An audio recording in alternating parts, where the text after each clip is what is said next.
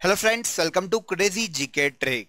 तो फ्रेंड्स, आज का ये जो वीडियो है स्पेशली मध्य प्रदेश के स्टूडेंट्स के लिए होने वाला है, क्योंकि आज के इस वीडियो में हम मध्य प्रदेश करंट अफेयर्स 2023 को यहाँ पर डिस्कस करने वाले हैं।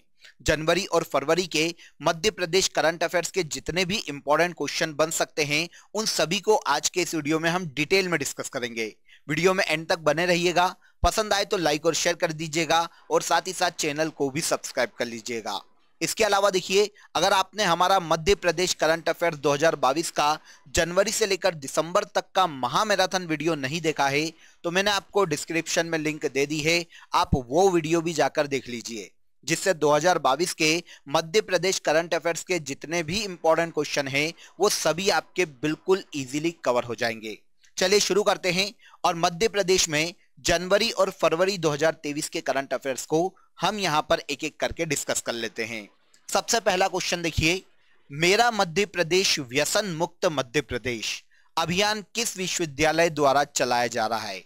अभियान बहुत ही इंपॉर्टेंट है, क्वेश्चन बहुत ही इंपॉर्टेंट है। तो मेरा मध्य प्रदेश व्यसन मुक्त मध्य प्रदेश, ये जो प्रोग्राम है या ये जो अभियान है प्रजापिता ब्रह्म कुमारी ईश्वरी विश्वविद्यालय के द्वारा चलाया जा रहा है। हाल ही में इस अभियान का जो शुभारंभ है मध्य प्रदेश के गवर्नर मंगू भाई पटेल के द्वारा किया गया था। जनवरी 2023 में यह अभियान शुरू किया गया है ऐसे विश्वविद्यालय के द्वारा जो कि एक आध्यात्मिक संस्था है। इसका नाम है प्रजापिता ब्रह्म कुमारी ईश्वरी विश्वविद्यालय। पूरे अगर हम इस संस्था की बात करें तो विश्व के 137 देशों में इसके 4,500 से अधिक शाखाएं हमको वर्ल्ड में देखने को मिलती है। एक आध्यात्मिक संस्था है, अध्यात्म के लिए काम करने वाली संस्था है। तो मध्य प्रदेश व्यसन मुक्त बन सके इसके लिए इन्होंने प्रयास किया है और इस अभियान की शुरुआत की है। अब क्वेश्चन आता है, सर व्यसन क्या? तो हर एक ऐसा कार्य जिसको करने के बाद आपको गिल्टी फील हो, मतलब जो पाप की श्रेणी में आता हो या फिर गलत है ना, एज अ ह्यूमन बिहेवियर अगर वो गलत है तो ये व्यसन की श्रेणी में सम्मिलित किया जाता है। तो मेरा मध्य प्रदेश व्यसन मुक्त मध्य प्रदेश, ये जो अभियान है प्रजापिता ब्रह्म कुमारी ईश्वरी विश्वविद्यालय के द्वारा चलाया जा रहा है। आंसर हो जाएगा आंसर सी। क्लियर? इसके बाद अगला क्वेश्चन देखिए, बहुत ही इंपॉर्टेंट एक और क्वेश्चन है ये। 5वां खेलो India youth games Madhya Pradesh में कब आयोजित किया गया? देखिए, पहला फैक्ट आपको जो यहां पर मिलता है वो ये पता चलता है कि खेलो इंडिया यूथ गेम्स का मध्य प्रदेश में आयोजित होने वाला कौन सा सीजन था। तो ये 5वां संस्करण था। कब से कब तक आयोजित किया गया? तो 30 जनवरी से लेकर 11 फरवरी 2023 तक इसका आयोजन मध्य प्रदेश के 8 अलग अलग शहरों में किया गया है। आइए डिटेल में जानते हैं इसको। तो देखिए, डेट पता चल गई, 30 जनवरी से 11 फरवरी तक। संस्करण कौन सा था? 5वां संस्करण था। क्लियर? 5वां सीजन था, मध्य प्रदेश के 8 अलग अलग शहरों में शुरू किया गया। लेकिन अगर कभी ऐसा क्वेश्चन आता है आपको कि 30 जनवरी 2023 को इसका शुभारंभ किस शहर से किया गया है, तो शुभारंभ किया गया है भोपाल शहर से। भोपाल के तात्या टोपे स्टेडियम से इसकी शुरुआत हुई है 30 जनवरी को और कब तक चला है? 11 फरवरी तक। एमपी के 8 अलग अलग शहरों में इसका आयोजन किया गया, जैसे भोपाल के अलावा इंदौर, उज्जैन, ग्वालियर, जबलपुर, मंडला, बालाघाट और खरगोन का महेश्वर। ये अलग अलग 8 ऐसे शहर हैं जहां पर खेलो इंडिया यूथ गेम्स का आयोजन मध्य प्रदेश में किया गया है। तो और यहां पर एक चीज आपको और याद रखना चाहिए कि पहली बार ऐसा हो रहा है जब तलवारबाजी को खेलो इंडिया यूथ गेम्स में सम्मिलित किया गया है मध्य प्रदेश में। अब इसकी पदक तालिका की बात करते हैं, क्योंकि कंडक्ट तो हो चुके हैं। तो देखिए, पदक तालिका में सबसे ज्यादा पदक किस राज्य ने प्राप्त किए? तो यह है महाराष्ट्र। इंपॉर्टेंट है, याद रखिएगा। महाराष्ट्र ने टोटल 161 पदक प्राप्त किए हैं खेलो इंडिया यूथ गेम्स 2023 में। टोटल कितने? 161। अगर आप सिल्वर, गोल्डन या फिर ब्रॉन्ज के बारे में भी जानना चाहते हैं तो यहां पर स्क्रीन पर देख सकते हैं, पर नॉर्मली इतना डीप जाके क्वेश्चन नहीं आएगा। अगर आप ऐसा याद रखना चाहते हैं तो केवल मध्य प्रदेश के संदर्भ में याद रखें, यहां से क्वेश्चन आ सकता है। तो देखिए, पहला स्टेट कौन था जिसने सबसे ज्यादा पदक जीते? महाराष्ट्र। कितने? 161। सेकेंड हरियाणा 128, तीसरे नंबर पर है Madhya Pradesh. Very very important, क्योंकि हम एमपी जीके पढ़ रहे हैं और एमपी से क्वेश्चन आएगा तो पूछा जाएगा कि खेलो इंडिया यूथ गेम्स में मध्य प्रदेश की रैंक कौन सी थी। तीसरे नंबर पर था। कितने मेडल मिले? 96। इसमें से गोल्ड मेडल 39, सिल्वर मेडल 30 और ब्रॉन्ज थे 27। टोटल कितने हो गए? 96। तो 96 मेडल के साथ खेलो इंडिया यूथ गेम्स में मध्य प्रदेश 5वें स्थान पर था। इसे याद रखिएगा। पहले पर कौन? महाराष्ट्र, दूसरे पर हरियाणा और तीसरे पर Madhya Pradesh. 96 medal total. Okay, अब थोड़ा सा खेलो इंडिया यूथ गेम्स की इंटरनली डिटेल को देख लेते हैं। तो आपको जो पता चला वो ये है कि 8 अलग अलग शहरों में आयोजित किया गया। 30 जनवरी से लेकर 11 फरवरी तक कंडक्ट किया गया। इसके अलावा इसका आयोजन देखिए नई दिल्ली में भी किया गया था। इसे भी याद रखिएगा, नई दिल्ली में भी खेलो इंडिया यूथ गेम्स का आयोजन किया गया था मध्य प्रदेश के अलावा। इसमें शुभंकर एक महिला चीता का कैरेक्टर था जिसका नाम था आशा, और इसके अलावा मोगली जो कि एमपी के पेंच नेशनल पार्क से इंस्पायर्ड होकर लिखा गया एक कैरेक्टर है, काल्पनिक पात्र है। ये एमपी में शुभंकर थे खेलो इंडिया यूथ गेम्स के, आशा और मोगली। ठीक है। मशाल का क्या नाम था खेलो इंडिया यूथ गेम्स की? अमरकंटक। ये एमपी का एक पर्यटन स्थल है एमपी के अनूपपुर जिले में। तो खेलो इंडिया यूथ गेम्स की जो मशाल थी उसको भी नाम क्या दे दिया गया? अमरकंटक, है ना। इसके अलावा थीम सॉन्ग की बात करते तो थीम सॉन्ग क्या था? तो हिंदुस्तान का दिल धड़कने दो। ये थीम सॉन्ग है खेलो इंडिया यूथ गेम्स के 5वें संस्करण का 2023 में। तो अब यहां से कोई भी क्वेश्चन आए आपका गलत नहीं होना चाहिए। सारी डिटेल मैंने आपको बता दी है। इसके बाद क्वेश्चन देखिए फ्रेंड्स, हाल ही में किसे परमाणु ऊर्जा नियामक बोर्ड का अध्यक्ष नियुक्त किया गया है? तो देखिए परमाणु ऊर्जा नियामक बोर्ड के हाल ही में नए अध्यक्ष दिनेश कुमार शुक्ला बनाए गए हैं। अब ये इंपॉर्टेंट इसलिए है क्योंकि ये एमपी के जबलपुर के रहने वाले हैं। एमपी के जबलपुर के दिनेश कुमार शुक्ला को हाल ही में परमाणु ऊर्जा नियामक बोर्ड का नया अध्यक्ष बनाया गया है। अब इस संस्था की अगर हम बात करें तो इसका गठन 1983 में किया गया था। उद्देश्य क्या है? तो परमाणु ऊर्जा का जो उपयोग है लोगों के स्वास्थ्य और पर्यावरण के लिए अनुचित जोखिम पैदा न करे, यह उद्देश्य है परमाणु ऊर्जा नियामक बोर्ड का। यह संस्था इस उद्देश्य से काम करती है। 1983 में गठित किया गया था इस संस्था को, और हाल ही में इसके नए अध्यक्ष एमपी के जबलपुर के दिनेश कुमार शुक्ला बनाए गए हैं। जिला याद रखिएगा, क्वेश्चन यहां से पूछा जा सकता है। जबलपुर के हैं दिनेश कुमार शुक्ला। क्लियर हो जाता है। आगे आ जाते हैं। Important question, very very important. 8 से 10 जनवरी 2023 को इंदौर में आयोजित प्रवासी भारतीय सम्मेलन का कौन सा संस्करण आयोजित किया गया है? वेरी इंपॉर्टेंट, आप सभी इसके बारे में जानते हैं।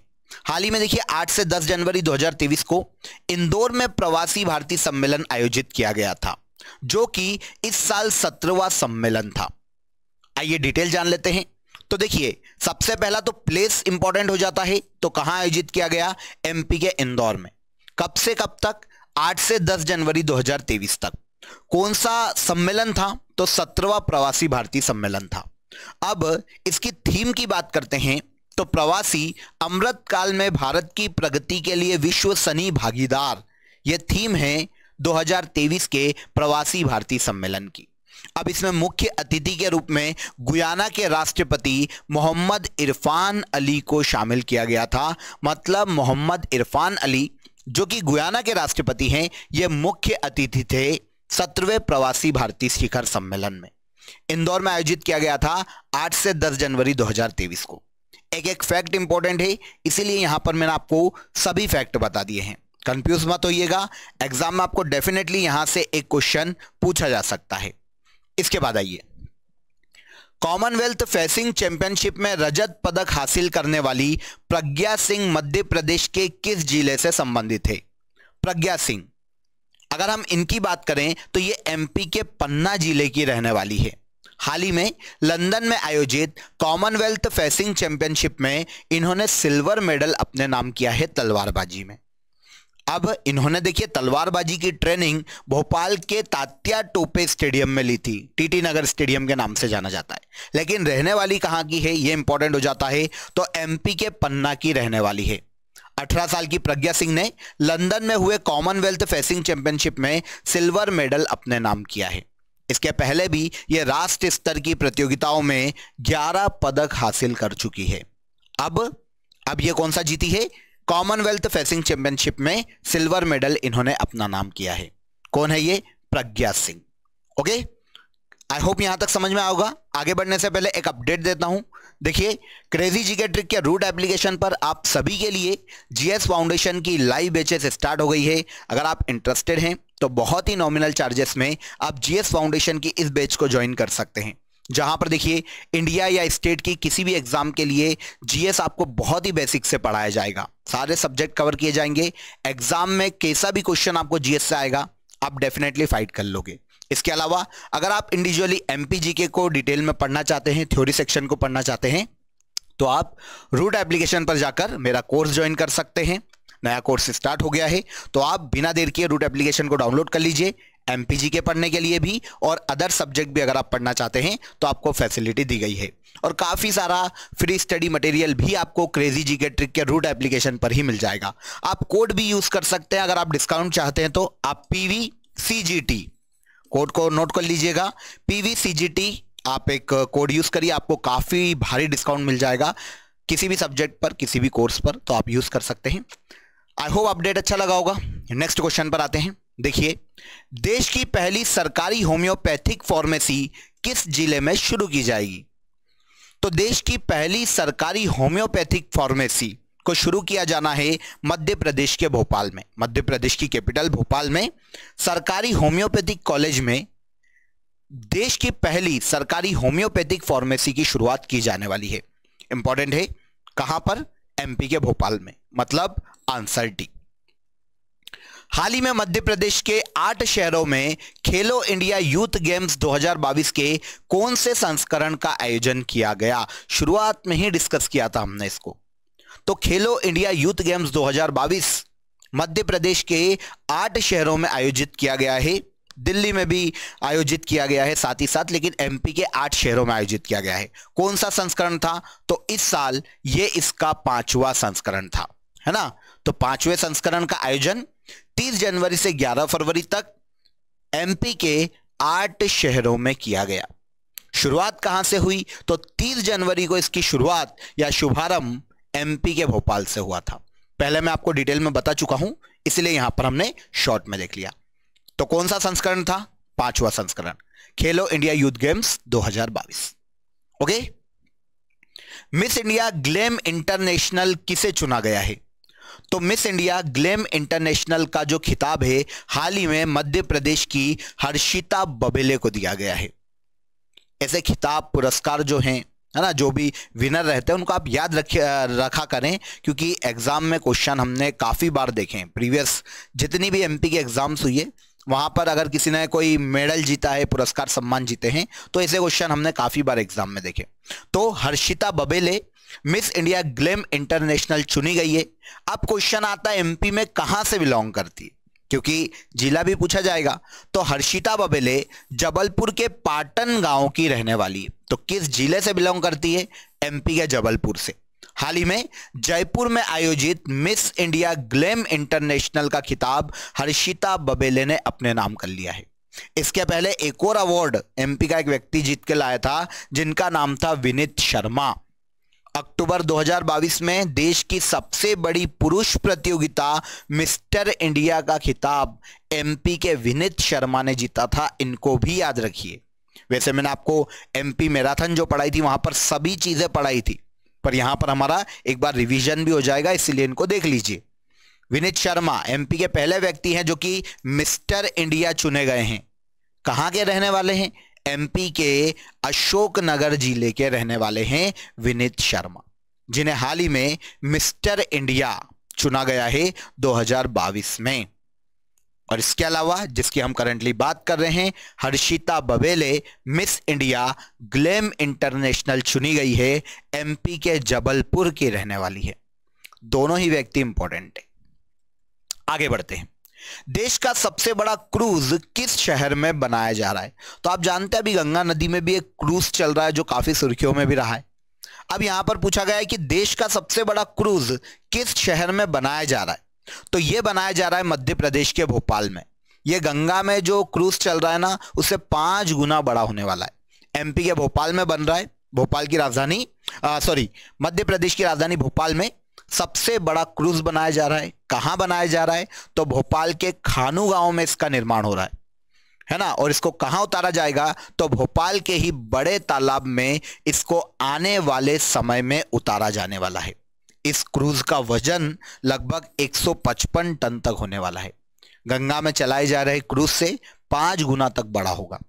तो सबसे बड़ा क्रूज देश का एमपी के भोपाल में चलेगा, बड़े तालाब में, याद रखिएगा आने वाले समय में।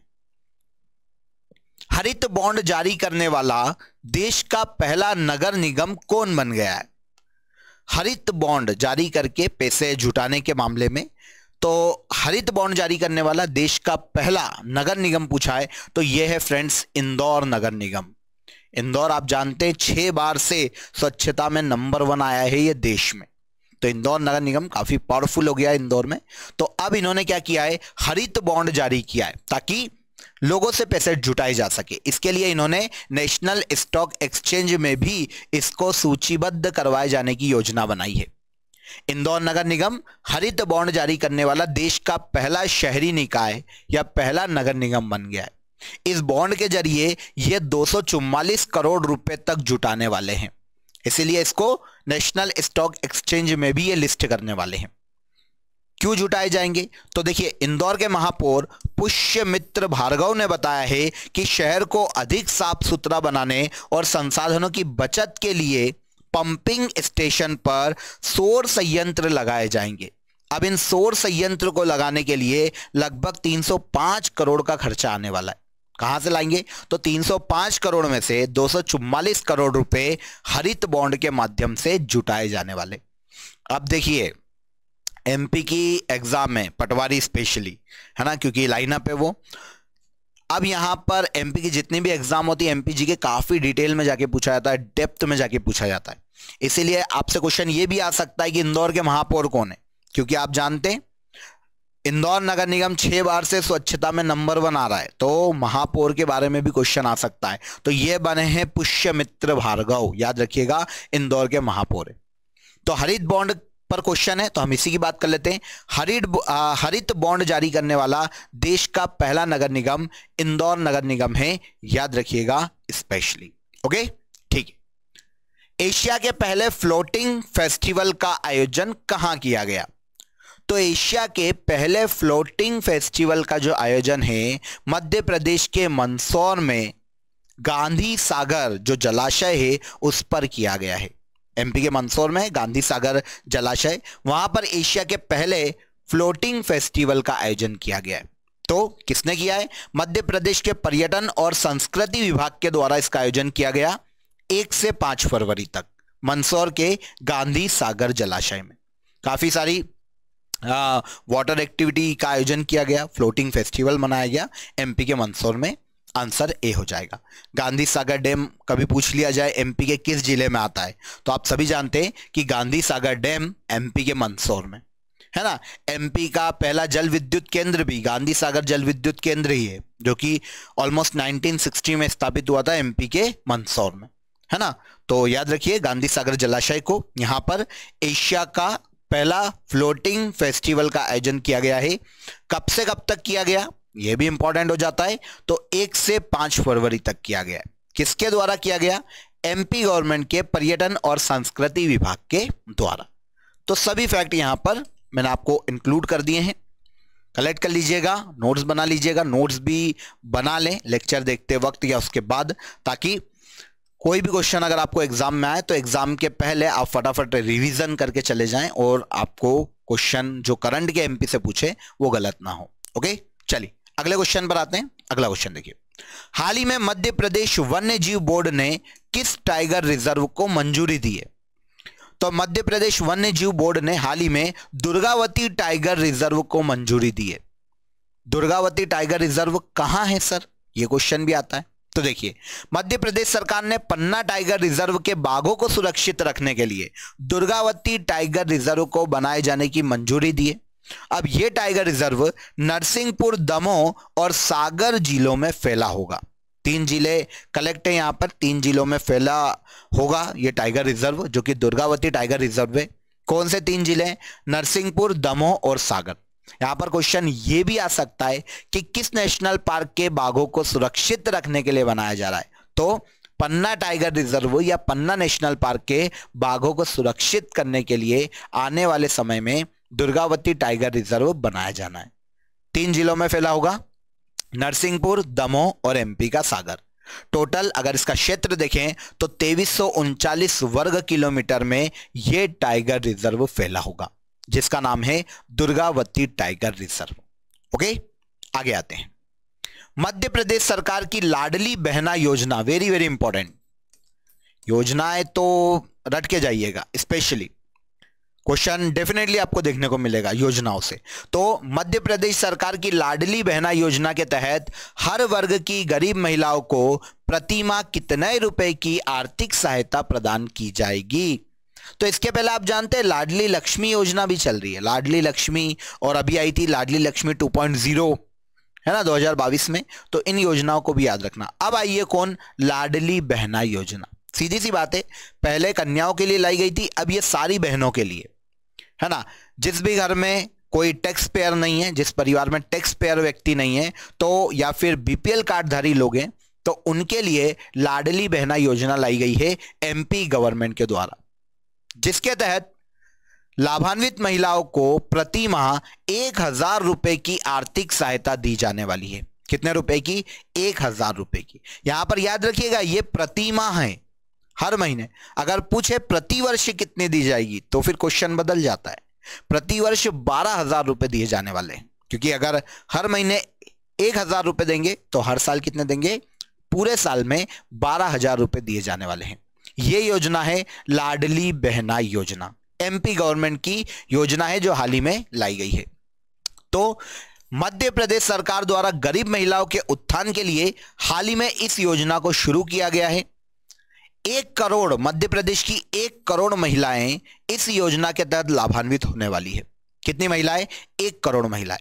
गरीब परिवारों की सभी महिलाओं को प्रति माह 1000 रुपए की आर्थिक सहायता दी जाएगी। पूरे साल भर में 12,000 रुपए दिए जाने वाले हैं। ओके, योजना का नाम लाडली बहना योजना। प्रति माह 1000 रुपए और प्रतिवर्ष 12,000 रुपए की आर्थिक सहायता दी जाएगी। आप जानते हैं एमपी में इस बार इलेक्शन भी है 2023 में, तो फिर इलेक्शन के पॉइंट ऑफ व्यू से भी देखा जाए, है ना, प्रोस्पेक्टिव से देखा जाए तो इंपॉर्टेंट क्वेश्चन हो जाता है, क्योंकि इलेक्शन से कहीं ना कहीं प्रभावित है योजना है। अभी लाई गई है इलेक्शन के जस्ट पहले, तो वोट बैंक भी इंपॉर्टेंट हो जाता है, तो उसके उद्देश्य से लाई गई है लाडली बहना योजना। चलिए इसके बाद आते हैं ISSF world cup shooting championship 2023 का आयोजन कहां किया जाएगा? ISSF world cup shooting championship 2023 Madhya Pradesh के भोपाल में आयोजित की जाने वाली है। पहली बार ऐसा होगा जब शूटिंग वर्ल्ड कप का आयोजन एमपी में किया जाएगा, पहली बार। कब से कब तक? 20 मार्च से 31 मार्च 2023 तक पहली बार ऐसा होगा कि शूटिंग वर्ल्ड कप एमपी में आयोजित होगा। कहां पर? एमपी के भोपाल में। इसमें प्रतियोगिताओं की बात करें तो राइफल और पिस्टल खेल की स्पर्धाएं आयोजित की जाएगी, है ना, स्पर्धाएं आयोजित की जाएगी। दोनों ही खेलों में 5-5 इवेंट होने वाले हैं। वैसे ये इतना इंपॉर्टेंट लाइन नहीं है, तो ऊपर की चीजें याद रख लोगे तो काम हो जाएगा, है ना। 10 मीटर, 25 मीटर और 50 मीटर के मुकाबले इस इवेंट में खेले जाने वाले हैं, जिसका नाम है ISSF शूटिंग वर्ल्ड कप। कहां आयोजित किया जाएगा? एमपी के भोपाल। कब से कब तक? 20 मार्च से 31 मार्च 2023 तक। ओके, पहली बार एमपी में आयोजित हो रही है यह प्रतियोगिता, एमपी के भोपाल। आगे आते हैं। राष्ट्रीय खादी उत्सव 2023 का आयोजन मध्य प्रदेश के किस जिले में किया गया है? राष्ट्रीय खादी उत्सव 2023 का आयोजन हाल ही में मध्य प्रदेश के भोपाल में किया गया है। कैपिटल है ना, एमपी की राजधानी है, तो अधिकतर ऐसे उत्सव यहीं पर आयोजित किए जाते हैं। तो राष्ट्रीय खादी उत्सव 2023 का आयोजन एमपी के भोपाल में किया गया है। आइए डिटेल देखते हैं।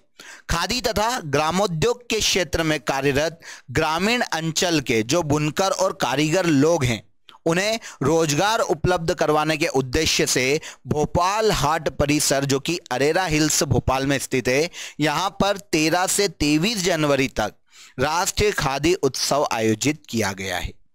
भोपाल के अरेरा हिल्स क्षेत्र में आयोजित किया गया है। कब से कब तक?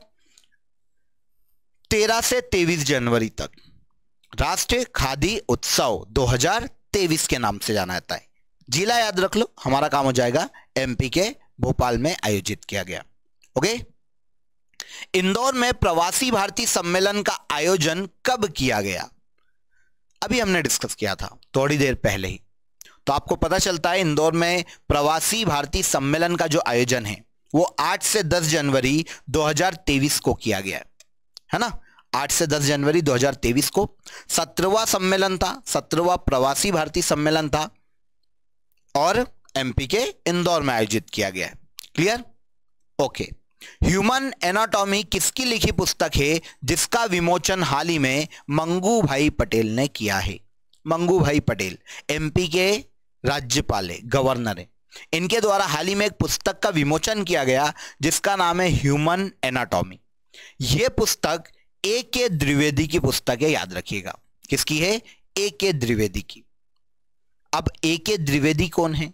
तो देखिए, ये इंदौर के प्रोफेसर हैं, Gujarati homeopathic medical college Indore में, और होम्योपैथिक डॉक्टर हैं जिनका नाम है ए.के. द्विवेदी।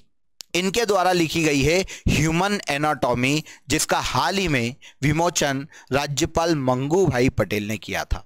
यह पुस्तक मानव शरीर रचना विज्ञान पर आधारित है, एक चिकित्सा पुस्तक है जो कि ए.के. द्विवेदी के द्वारा लिखी गई है।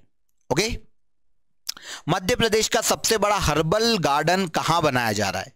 तो एमपी का सबसे बड़ा हर्बल गार्डन बनाया जाएगा मध्य प्रदेश के भोपाल में। कहां बनाया जाएगा? मध्य प्रदेश के भोपाल।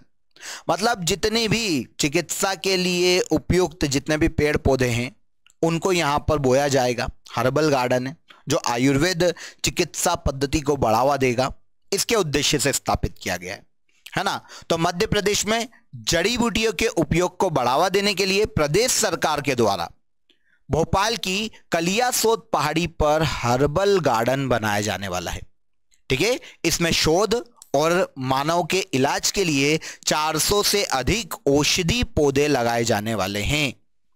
400 से अधिक औषधि पौधे बोए जाएंगे इस हर्बल गार्डन में, जो कि कहां पर होगा? मध्य प्रदेश के भोपाल की कालियासोत पहाड़ी पर। नाम भी याद रखिएगा, पहाड़ी का पूछी जा सकती है। ओके। तो एमपी का पहला हर्बल गार्डन कहां बनेगा? एमपी के भोपाल में बनेगा। आगे देखते हैं। मध्य प्रदेश सरकार द्वारा राज्य भूमि सुधार आयोग का नाम बदलकर क्या रखा गया है?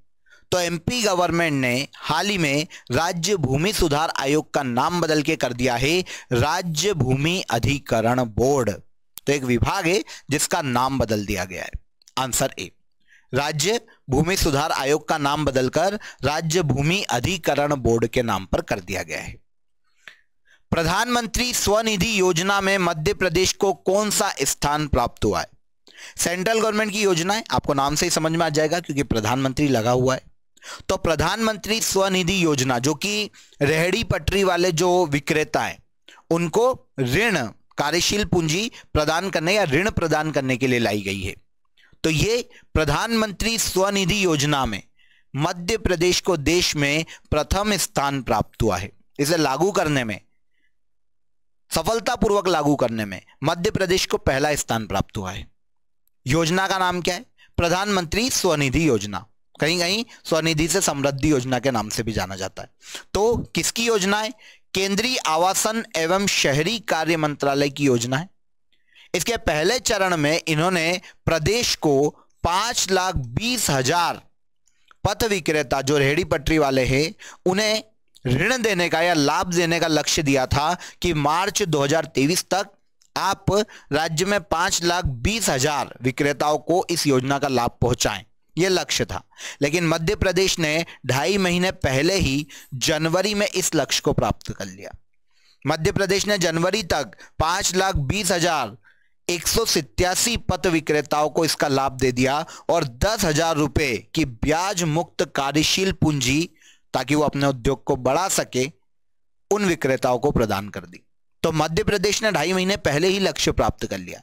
इसीलिए स्वनिधि योजना, जो प्रधानमंत्री स्वनिधि योजना है, उसको लागू करने के मामले में मध्य प्रदेश देश में प्रथम स्थान पर है। ओके, लक्ष्य मार्च 2023 तक था, हमने कब प्राप्त कर लिया? जनवरी 2023 तक। लक्ष्य कितना था? 5,20,000 विक्रेताओं को पूंजी उपलब्ध करवाई जा सके, ऋण प्रदान किया जा सके, लेकिन हमने 5,20,187 पथ विक्रेताओं को जनवरी तक ही ऋण प्रदान कर दिया, इस योजना का लाभ दे दिया।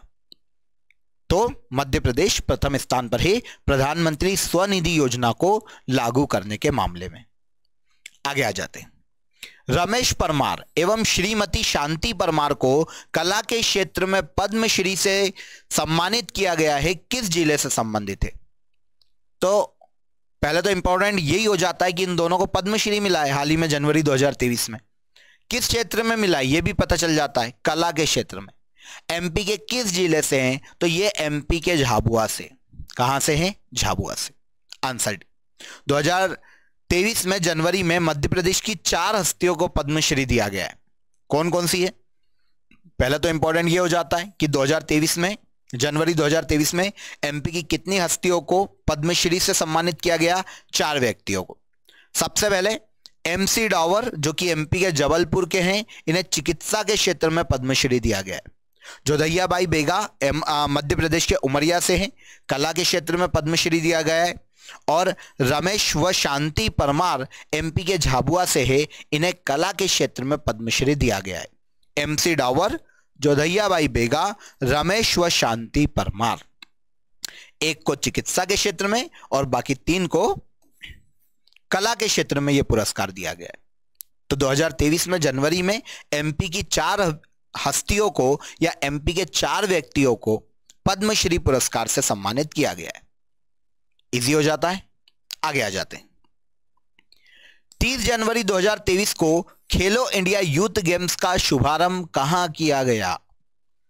शुरुआत में ही बताया था मैंने आपको। खेलो इंडिया यूथ गेम्स जो कि 2023 में हाल ही में आयोजित किए गए हैं, 30 जनवरी को इसकी शुरुआत हुई है और इसकी शुरुआत हुई है एमपी के भोपाल से। कहां से? एमपी के भोपाल से। और एमपी के 8 अलग अलग शहरों में इनका आयोजन किया गया। 5वां खेलो इंडिया यूथ गेम्स से जनवरी 2023 में आयोजित किया गया है। 30 जनवरी को इसका शुभारंभ एमपी के भोपाल में हुआ था। Answer B. देश में पहली बार किस शहर में ई रूपी को लॉन्च किया गया? तो ई रूपी जो कि एक डिजिटल करेंसी है फ्रेंड्स, हाल ही में पहली बार पूरे देश में इसे मध्य प्रदेश के भोपाल में लॉन्च किया गया है। मध्य प्रदेश के भोपाल में ई रूपी के जरिए इलाज शुरू हुआ है पहली बार। चिरायू मेडिकल कॉलेज में एक मरीज का इलाज शुरू हुआ। यह फैसिलिटी उसको आयुष्मान भारत निरामयम योजना के तहत दी गई है। अब यह है क्या? ई रूपी होता क्या है? तो देखिए, एक डिजिटल वाउचर है जो कि मोबाइल में आता है ना। फोन पर एसएमएस या क्यूआर कोड के माध्यम से मिलता है, क्यूआर कोड या एसएमएस के रूप में मिलता है, और इसे कहीं भी भुनाया जा सकता है जहां जहां पर ये पेमेंट सर्विस बोल सकते हैं हम कि ली जाती है, वहां पर इस क्यूआर कोड या एसएमएस को भुनाया जा सकता है। इसे सीधे लाभार्थियों के मोबाइल पर भेजा जाता है। इस वन टाइम पेमेंट सर्विस में यूजर बिना कार्ड, डिजिटल पेमेंट ऐप या बिना इंटरनेट बैंकिंग के वाउचर को यूज कर सकता है। तो इस तरह से मध्य प्रदेश में पहली बार ई रूपी को लॉन्च किया गया है मध्य प्रदेश के भोपाल में। ओके, भोपाल में चिरायू मेडिकल कॉलेज में पहली बार ई रूपी के माध्यम से एडमिट मरीज का इलाज किया गया है और इस मरीज को पहली बार डिजिटल वाउचर जारी हुआ है। क्लियर? तो ई रूपी पूरे देश में किस शहर में सबसे पहली बार शुरू की गई? एमपी के भोपाल में। आगे आते हैं। हाल ही में G20 की थिंक 20 बैठक कहां आयोजित की गई? तो G20 की थिंक 20 बैठक का आयोजन हाल ही में मध्य प्रदेश के भोपाल में किया गया है। काफी सुर्खियों में भी रहा था एमपी के भोपाल में। G20 के तहत मध्य प्रदेश की राजधानी भोपाल में 16 जनवरी 2023 को, डेट भी इंपॉर्टेंट हो जाती है, कब? 16 जनवरी 2023 को 2 दिवसीय थिंक 20 की बैठक शुरू हुई। कहां पर? भोपाल में। तो भोपाल में Kushabhau Thackeray international convention centre है। यहां पर 16 जनवरी 2023 को 2 दिवसीय G20 की थिंक 20 बैठक का आयोजन किया गया है एमपी के भोपाल में। आंसर सी हो जाता है। 5G तकनीक को जमीनी स्तर पर लागू करने वाला देश का पहला आकांक्षी जिला कौन बन गया है? तो 5G तकनीक को जमीनी स्तर पर लागू करने वाला देश का पहला आकांक्षी जिला बन गया है मध्य प्रदेश का विदिशा। आंसर ए हो जाता है, एमपी का विदिशा। हाल ही में मध्य प्रदेश का विदिशा जिला आकांक्षी जिला स्टार्टअप द्वारा पेश किए गए उन्नत 5G उपयोग के मामले की ऑन ग्राउंड तैनाती वाला भारत का पहला जिला बन गया है। 5G को विदिशा में सामुदायिक और जिला स्वास्थ्य केंद्रों, मॉडल स्कूलों, कृषि एवं डेयरी किसानों या फिर कौशल विकास केंद्रों में 1 वर्ष की अवधि के लिए तैनात किया गया है। अब आवश्यकता पड़ने पर उसे आगे बढ़ाया भी जा सकता है, लेकिन अभी 1 वर्ष की अवधि के लिए इसको तैनात किया गया है एमपी के विदिशा में। तो विदिशा जिला 5G उपयोग के मामले में देश का पहला आकांक्षी जिला बन गया है, इसे याद रखिएगा। आवासीय भू अधिकारी योजना के तहत गरीबों को कितने वर्ग फीट प्लॉट उपलब्ध करवाए जाने की योजना है? आवासीय भू अधिकारी योजना, यह योजना हाल ही में मुख्यमंत्री शिवराज सिंह चौहान के द्वारा मध्य प्रदेश के टीकमगढ़ से शुरू की गई है। कहां से? मध्य प्रदेश के टीकमगढ़ से। अब इस योजना के आपको नाम से समझ में आ रहा है क्या करने वाले? आवासीय भू अधिकारी योजना, भूमि का अधिकार देने वाले गरीबों को जिनके पास रहने के लिए, मकान के लिए भूमि नहीं। तो इस योजना के तहत गरीबों को 600 वर्ग फुट के प्लॉट उपलब्ध करवाए जाएंगे। कितने? 600 वर्ग फुट प्लॉट उपलब्ध कराए जाएंगे। एमपी के टीकमगढ़ से शुरू हुई है योजना। आइए देखते हैं। मुख्यमंत्री शिवराज सिंह चौहान ने टीकमगढ़ के बकपुरा ग्राम पंचायत, देखिए ग्राम पंचायत का नाम भी याद रखना चाहते हैं तो यह है बकपुरा ग्राम पंचायत में मुख्यमंत्री ने आवासीय भू अधिकार योजना की शुरुआत की है। इसके अंतर्गत राज्य के भूमिहीन परिवारों को राज्य सरकार की तरफ से 600 वर्ग फुट के आवासीय भूखंड उपलब्ध करवाए जाएंगे और इस योजना का जो लाभ है वो 10,500 मतलब 10,500 गरीबों को दिया जाने वाला है। 10,500 गरीबों को राज्य में इस योजना का लाभ दिया जाएगा। इस योजना का नाम है मुख्यमंत्री आवासीय भू अधिकार योजना। ओके, कहां से शुरू हुई है? एमपी के टीकमगढ़ से। 600 वर्ग फुट का प्लॉट उपलब्ध करवाया जाएगा गरीबों को। आगे बढ़ते हैं। खेलो इंडिया यूथ गेम्स 2022 की मशाल का नाम क्या रखा गया है ना? मशाल का नाम, इसको सही कर लेना, क्या रखा गया है? तो खेलो इंडिया यूथ गेम्स 2022 की मशाल, मैंने आपको डिटेल में बताया था, इसकी मशाल का नाम है अमरकंटक, जो कि मध्य प्रदेश का एक पर्यटन स्थल है अनूपपुर जिले में। इसके नाम पर खेलो इंडिया यूथ गेम्स 2022 की मशाल का नाम रखा गया है। क्या नाम है? अमरकंटक। नेक्स्ट क्वेश्चन में शुभंकर की बात की गई है। तो खेलो इंडिया यूथ गेम्स 2022 के शुभंकर का नाम क्या रखा गया है? ठीक है, तो खेलो इंडिया यूथ गेम्स 2022 के शुभंकर के नाम की बात करते हैं तो यह है आशा, जो कि एक मादा चीता है, हम इसको ऐसे ले सकते हैं, और एक मोगली भी शुभंकर है, पर यहां पर आशा नाम दिया गया है मादा चीते को, जो कि खेलो इंडिया यूथ गेम्स 2022 का शुभंकर है। ओके, तो मशाल का नाम क्या है? अमरकंटक, और शुभंकर का नाम क्या है? आशा। ग्लोबल इन्वेस्टर समिट 2023 का आयोजन हाल ही में कहां किया गया?